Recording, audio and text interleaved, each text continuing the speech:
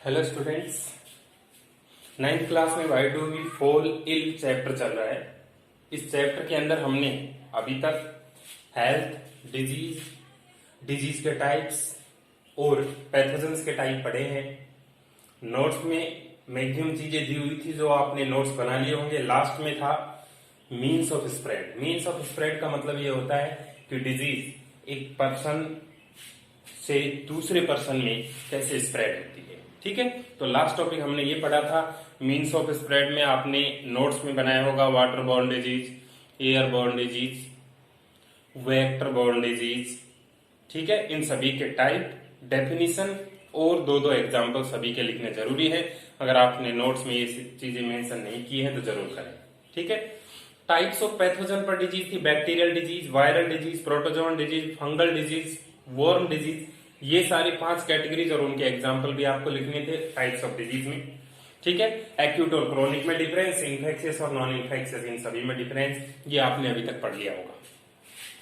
उसके बाद हम जो टॉपिक स्टार्ट कर रहे हैं वो है इम्यून सिस्टम। हमारी बॉडी के अंदर आपने कई बार वर्ड सुना होगा इम्यूनिटी, जो कि वायरस के इन्फेक्शन को भी रोकती है, बैक्टीरिया पैथोजन किसी भी इन्फेक्शन को रोकती है। तो आपको नोट्स बनाने हैं, मैं जिस तरह से बोलता जाता हूं उसी फॉर्म में। ठीक है, हेडिंग आप डालेंगे इम्यून सिस्टम। पहला पॉइंट लिखेंगे the system of body which provides resistance against infections oblique pathogens is called immune system. पहला पॉइंट। सेकेंड है the power of our body to resist infections oblique diseases is called immunity। दूसरा point हो गया। Third, the branch of biology dealing with study about immune system is called immunology। Third point हो गया। the cells of blood responsible for providing immunity are WBCs, also known as soldiers of body। ठीक है, next point हो गया। अगला point लिखे there is a difference between antibodies and antibiotics. अगला point लिख दिया। तो लेफ्ट में तो आप लिखेंगे एंटीबॉडीज और राइट में लिखेंगे एंटी बायोटिक्स। ठीक है, तो एंटीबॉडीज और एंटीबायोटिक टेबुलर फॉर्म में आप लिखेंगे। तो एंटीबॉडीज के नीचे लिखना है आपको these are the killer proteins secreted from WBCs to kill the pathogens. ठीक है, इसमें लिखेंगे these are killer chemicals secreted from one type of microorganisms to kill another type of microorganisms। ठीक है, होगी डेफिनेशन का डिफरेंस। एक example लिख देंगे इम्यूनो ग्लोब्यूलिन और उसमें एग्जांपल लिख देंगे पेनिसिलिन। हमने पहले भी डायोस्टी चैप्टर में पढ़ा है कि पेनिसिलिन सबसे पहली डिस्कवर होने वाली एंटीबायोटिक थी जो अलेक्जेंडर फ्लेमिंग ने डिस्कवर की थी। ठीक है, यहां तक हो गया है। उसके बाद नेक्स्ट लिखें, अगला पॉइंट डायरेक्ट लिख दें the disease causing organisms are called pathogens and study about pathogens is called pathology. ठीक है, फुल स्टॉप। ये डायग्राम बनाए। हमारी बॉडी में डिफेंस प्रोवाइड करने के लिए WBCs है जो ब्लड में और अलग अलग ऑर्गन्स में रहती हैं। उन WBCs को बोलते हैं सोल्जर। बाहर से आने वाले पैथोजन को हम बोलते हैं टेररिस्ट। जैसे एक कंट्री को हार्म करने के लिए बाहर से टेररिस्ट आते हैं, उसी तरह एक बॉडी को हार्म करने के लिए बाहर से पैथोजन आते हैं, वो टेररिस्ट हो गया। WBC सोल्जर होगी। और WBC में टेररिस्ट को यानी कि पैथोजन को किल करने के लिए जो प्रोटीन्स रिलीज की, जो बुलेट्स रिलीज की, वो क्या है? एंटीबॉडीज हैं, किलर प्रोटीन्स। समझे? तो ये डायग्राम बनाए। ये डायग्राम बनाने के बाद नेक्स्ट पॉइंट लिखना है आपको, antibodies are made into our body to inhibit growth of pathogens while antibiotics are injected into body to kill the pathogens present which can cause disease in body। ठीक है, तो ये है इम्यून सिस्टम के बारे में। पूरा आप अच्छे से जिस तरह से मैंने पॉइंट्स बोले हैं उसी फॉर्म में लिखें और डायग्राम लिखें, डायग्राम भी बनाना है। ओके, लिखिए।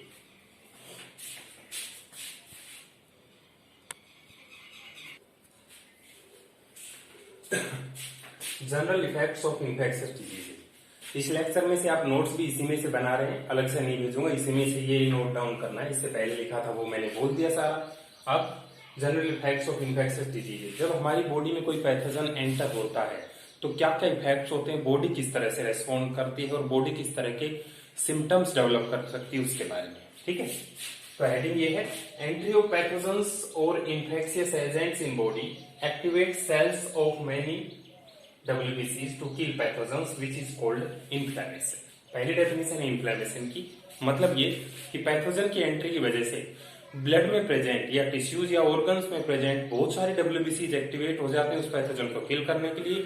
इस फिनोमिना को ही हम बोलते हैं इन्फ्लेमेशन। ठीक है, activation of large number of WBCs to kill the pathogen is called inflammation. Some symptoms of inflammation are swelling, pain, fever etcetera. किसी की बॉडी में पैथोजन एंटर हुआ है तो उसकी बॉडी में सिम्टम्स क्या क्या आ सकते हैं, स्वेलिंग हो सकती है, पेन हो सकता है या फिर फीवर हो सकता है। इसका मतलब यह है कि उसके WBC में एक्टिवेशन हो चुका है उस पैथोजन को लेकर, अब उसकी WBC उसको मारने की तैयारी कर रही है। ठीक है, इसका मतलब फीवर आना कोई डिजीज नहीं है। फीवर आने का मतलब यह है कि डिजीज से हम रिकवर होंगे। फीवर कोई डिजीज ना होकर हमारी ही बॉडी का एक अडेप्टेशन है कि बाहर से आने वाले पैथोजन को मारने की कोशिश हो रही है, इसलिए बॉडी ने अपना टेम्परेचर बढ़ा लिया है और वही फीवर होता है। ठीक है, excessive sensitivity of body against specific pathogen और dust particles is called allergy. दूसरा केस क्या हो सकता है, पहला तो इन्फ्लेमेशन, दूसरा यह है कि किसी को एलर्जी हो जाए पैथोजन की एंट्री से। पैथोजन की एंट्री तो नॉर्मल बॉडी में होती ही रहती है अलग अलग टाइप के पैथोजन की, लेकिन कुछ स्पेसिफिक पैथोजन ऐसे जिनको एंट्री होते ही बॉडी में बॉडी एकदम से रेस्पॉन्स शो करती है, तो ऐसे पैथोजन को बोलते हैं एलर्जन और इस फिनोमिना को बोलते हैं एलर्जी। ठीक है, तो अचानक से बॉडी उसके लिए रिएक्ट करे। Allergy causing agents are called allergens. Example dust particle, pollen grain, pollutants. कुछ पॉल्यूटेंट्स किसी को एलर्जी कर सकते हैं, प्लांट्स के फ्लावर से रिलीज होने वाले पोलन ग्रेन या फिर डस्ट पार्टिकल एलर्जी कोज करते हैं। Some symptoms of allergy are sneezing, teary eyes, skin rashes etcetera. Allergy में क्या क्या हो सकता है, बार बार छींक आती है, आंखों में आंसू आने लगते हैं एकदम से, या फिर स्किन पर रेड रेड स्पॉट्स बन जाए, इसका मतलब उसको किसी टाइप की एलर्जी है। ये इन्फेक्शियस डिजीज का एक सिम्टम है कि कोई पैथोजन है। ठीक है, the severity of disease depends on number of pathogen, मतलब जितने ज्यादा नंबर में पैथोजन अटैक करेंगे उतनी खतरनाक वो डिजीज होगी। जैसे किसी कंट्री पर या किसी सिटी पर ज्यादा टेररिस्ट अटैक करेंगे तो वो ज्यादा खतरनाक होगा, एक दो करेंगे तो उसको इजीली हैंडल कर लिया जाए। तो उसी तरह से पैथोजन एक दो आया तो उसको इजीली मार दिया जाता है, और अगर बहुत ज्यादा हो तो उसको इजीली मारने में प्रॉब्लम होती है तो वो डिजीज कर देते हैं बॉडी। ठीक है, इसका मतलब ये कि हमारी बॉडी में इम्यून सिस्टम और WBC हमेशा एक सोल्जर की तरह तैयार रहती हैं बाहर से आने वाले पैथोजन को किल करने के लिए और हमारी बॉडी को इन्फेक्शन से बचाने के लिए। जब आप चलते हैं, सोते हैं, बैठते हैं, पढ़ते हैं, कुछ भी कर रहे हो, आपकी WBC हमेशा तैयार है बाहर से आने वाले पैथोजन को मारने के लिए। ठीक है, तो सबसे ज्यादा लॉयल आपकी WBC हैं जो अपनी जान पर खेलकर आपकी बॉडी को बचाती हैं, क्योंकि कई बार जब टेररिस्ट बहुत ज्यादा आते हैं तो आपको पता है सोल्जर्स भी मर जाते हैं। उसी तरह जब बॉडी पर अटैक बहुत सारे पैथोजन का एक साथ होता है तो वो बहुत सारी WBC भी शहीद हो जाती हैं। ठीक है, तो सबसे इंपॉर्टेंट काम कर रहे हैं WBC जो इन्फेक्शन से बचा रहे हैं। उसके बाद अगली heading organ specific and tissue specific manifestation, मतलब यह है हर पैथोजन को बॉडी के अंदर जाकर, यूं नहीं है कि वो किसी भी ऑर्गन को अफेक्ट कर देगा, स्पेसिफिक पैथोजन स्पेसिफिक टिश्यू या ऑर्गन को ही अफेक्ट करता है बॉडी में। और ये कैसे डिसाइड होता है, ये उस तरह डिसाइड होता है कि पैथोजन ने एंट्री कहां से ली। मान लीजिए पैथोजन एंट्री ले रहा है नोज से, तो वो कोशिश क्या होगी कि वो अफेक्ट करेगा, ज्यादातर चांसेस ये है कि हमारे रेस्पिरेटरी सिस्टम को अफेक्ट करेगा, जैसे लंग्स को। और क्या प्रॉब्लम कोज करेगा? ब्रीदिंग या रेस्पिरेटरी प्रॉब्लम कोज करेगा। ठीक है, तो पहला केस तो यह हो गया, entry through nose, respiratory system को अफेक्ट करेगा। प्रॉब्लम क्या आएगी? ब्रीथलेसनेस या फिर रेस्पिरेटरी प्रॉब्लम। एग्जाम्पल ऐसी डिजीज का है टीबी। ठीक है, उसी तरह दूसरी डिजीज, तीसरी डिजीज मैं टेबुलर फॉर्म में आपको अभी बना के दिखाऊंगा। तो आप ये याद रखें, entry into body, affected organ और सिम्टम्स के बेसिस पर अलग अलग टाइप के ऑर्गन स्पेसिफिक मैनिफेस्टेशन हम लिखेंगे अभी। ठीक है, तो आप नोट्स यही बनाने, यूं की यूं, आपको अलग से साइन नहीं करूंगा मैं। ठीक है, ये है जनरल इफेक्ट्स। और अब हम टेबल पढ़ेंगे tissue specific, organ specific manifestation. देखिए,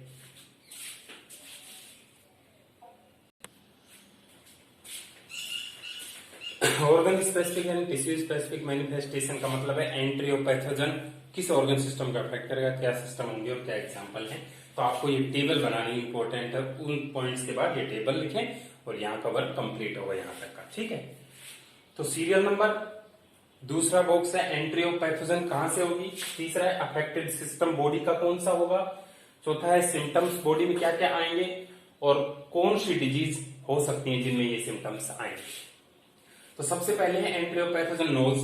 नोज के थ्रू जाएगा तो रेस्पिरेटरी सिस्टम यानी कि लंग्स को अफेक्ट करेगा। लंग्स को अफेक्ट करेगा तो सिम्टम्स ब्रीथलेसनेस या फिर कफ हो सकता है। इसके एग्जांपल टीबी और निमोनिया। टीबी और निमोनिया के केस में ये सारे सिम्टम होते हैं और यहां से पैथोजन एंटर होता है। ठीक है, ऐसे ही माउथ से अगर पैथोजन एंटर हुआ तो अफेक्टेड सिस्टम डाइजेस्टिव सिस्टम होगा, जो इंडाइजेशन या डायरिया कर सकता है, स्टमक इंटेस्टाइन किसी भी इन्फेक्ट कर सकता है। एग्जाम्पल है टाइफाइड और जॉन्डिस। जॉन्डिस को पीलिया भी बोलते हैं, जिसमें स्किन और नेल्स का कलर येलोइश हो जाता है क्योंकि वो लीवर को अफेक्ट करता है, जिससे कि लीवर में पिगमेंट ज्यादा बनने लगते हैं। सेक्सुअल कॉन्टेक्ट से पैथोजन एंट्री होगी तो रिप्रोडक्टिव सिस्टम अफेक्ट हो सकता है, रैशेज हो सकते हैं रिप्रोडक्टिव ऑर्गन्स पर, फ्लूइड डिस्चार्ज हो सकता है, जैसे एड्स और सिफिलिस, दोनों ही सेक्सुअल कॉन्टेक्ट से फैलने वाले डिजीज हैं। मॉस्किटो बाइट से होगा तो सर्कुलेटरी सिस्टम यानी कि ब्लड को अफेक्ट करेगा। एनीमिया होगा मतलब ब्लड सेल्स का काउंट उसमें कम हो जाएगा, जैसे मलेरिया और डेंगू। इनमें ब्लड सेल्स, मलेरिया में आरबीसी कम हो जाते हैं और डेंगू में प्लेटलेट्स कम हो जाते हैं। ठीक है, तो आप ये पॉइंट टॉप पर लिख देना पेज के टॉप पर। इन malaria count of RBC decreases in blood, while in dengue count of platelets decreases in blood. Next है एंट्री ब्लड के थ्रू हो, नर्वस सिस्टम यानी कि ब्रेन में भी जा सकता है वो पैथोजन। हेडेक, वॉमिटिंग और अनकॉन्शियसनेस कोज कर सकता है। ब्रेन फीवर उसका एग्जाम्पल है डिजीज का जिसमें ऐसा होता है। इस डिजीज का नाम जापानीज एनसेफेलाइटिस है, इसको ये भी बोलते हैं। ठीक है, तो आज के लेक्चर में सारे नोट्स आपको यहाँ बोर्ड से ही बनाने थे, अच्छे से रिवाइज करते रहे। इंटरेस्टिंग चैप्टर है, डिजीजेज, हेल्थ, इसके बारे में हमें पता लग रहा है। इम्यून सिस्टम मैंने आज पढ़ाया है, उसको अच्छे से रिवाइज करें कि हमारी बॉडी में इम्यून सिस्टम वास्तव में WBC प्रोवाइड करते हैं इम्यूनिटी, वहां वो इम्यून सिस्टम होता है। ठीक है, तो यहां तक के में आपको समझ में आ गया होगा। ये टेबल एक बार देखिए और अच्छे से बनाइए।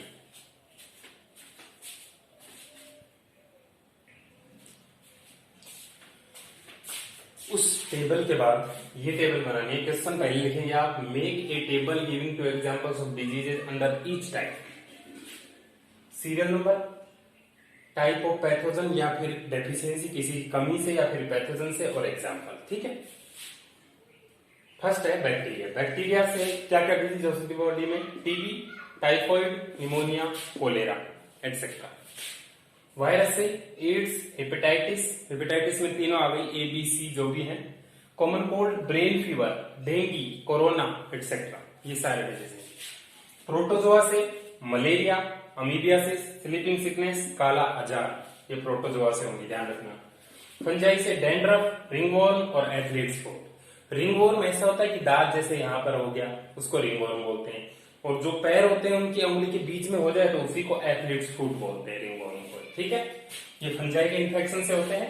वॉर्म या मतलब कीड़ों से, ascariasis, elephantiasis. Ascariasis white colour के लंबे लंबे कीड़े होते हैं जो अक्सर बच्चों के पेट में पड़ जाते हैं, ये निमेटोडा का मेंबर है एस्केरिस। और एलिफेंटियासिस, पैर का साइज एलिफेंट जितना मोटा हो जाता है, ये होता है फिलेरियल वॉर्म से, जो कि किसमें आता है? निमेटोडा में, ठीक है। ऐसे ही प्रोटीन की कमी से होने वाली 2 डिजीज है मैरेस्मस क्वासियोरकर। इंसुलिन एक हार्मोन है जो पेनक्रियाज से बनता है हमारी बॉडी में, अगर वो कम हो जाए तो डायबिटीज हो जाती है, मतलब ब्लड की शुगर बढ़ जाती है, ठीक है। उसके बाद विटामिन, नाइट ब्लाइंडनेस ए की कमी से, पेरीबेरी बी की कमी से, स्कर्वी सी की कमी से और रिकेट्स डी की कमी से, ठीक है। तो 8 ये हो गई, 2 और मैं लिख देता हूं, पहले ये सारी लिखनी है आपको, ठीक है, और फिर 2 और लिखनी है, तो टोटल 10 कैटेगरीज हो जाएंगी। मैं यहां पर ये आप लिख लें और फिर मैं यहां पर मिटा कर लिख रहा हूं 2 कैटेगरी का।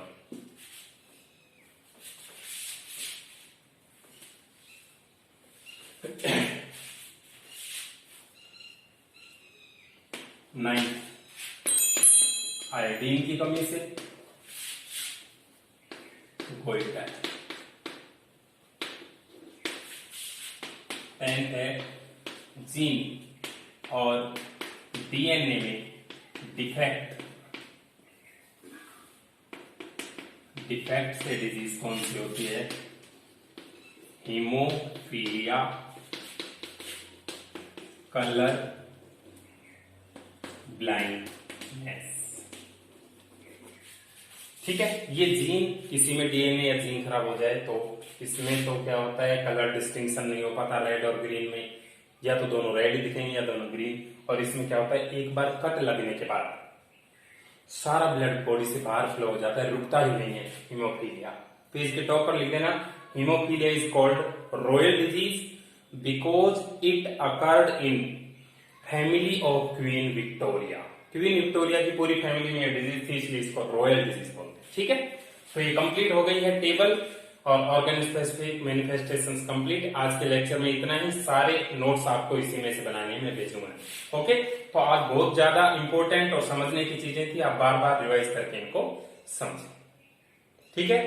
सभी को समझ में आ गया होगा, कोई प्रॉब्लम है तो पूछ सकते हैं। लेकिन एक सीरियस कंसर्न ये है कि बहुत सारे स्टूडेंट्स वर्क नहीं कर रहे हैं, वो सोच रहे हैं कि कोई चेक करने नहीं आ रहा है इसलिए हम नहीं कर रहे हैं। ये बहुत गलत बात है, आप अपना बहुत बड़ा लॉस कर रहे हैं और पेरेंट्स का लॉस कर रहे हैं, ठीक है। तो आप ज्यादा से ज्यादा वर्क सेंड करें ग्रुप में, मैं चेक देख लेता हूं, सारे वर्क को देखता हूं, कुछ में रेस्पॉन्ड करता हूं। इसका मतलब ये नहीं समझे कि वर्क सबका देखते नहीं, देखता मैं सभी का हूं, चेक सभी का करता हूं, रेस्पॉन्ड किसी किसी में करता हूं। तो आप अपनी ईमानदारी से सारा वर्क करके और ग्रुप में जरूर पोस्ट करें, ओके। Thank you.